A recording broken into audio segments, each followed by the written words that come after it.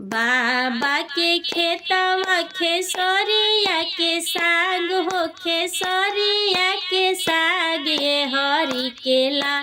बाबा के खेतवा खेसरिया के साग ये हरि केला। फरे फूले भैले काचा नार ये हरि केला। फरे फूले भैले काचा नार ये हरि केला। चाचा के खेतवा खेसरिया के साग हो, खेसरिया के साग ये हरि केला। चाचा के खेतवा खेसरिया के साग ये हरि केला। फरे फूले भैले काचा नार ये हरि केला। फरे फूले भैले काचा नार ये हरि केला।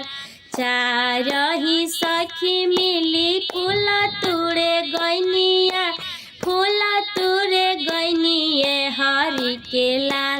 चारही सखी मिली साग खोटे गैनिया, साग खोटे गैनिए हरि केला। कह सखी ससुरा के हाल ये हरि केला। कह सखी ससुरा के हाल ये हरि केला। का हम कही सखी ससुरा के हाल, अरे ससुरा के हाल ये हरि केला। का हम कही सखी ससुरा के हाल ये हरि केला। ससुरा में सैया नादान ये हरि केला। का हम कही सखी ससुरा के हाल ये हरि केला। ससुरा में सैया नादान ये हरि केला। ससुरा में सैया नादान ये हरि केला।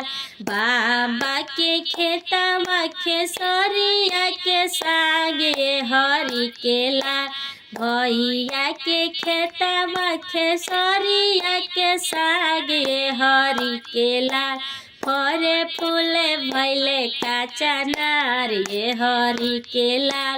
फरे फूले भैले काचा नार ये हरि केला।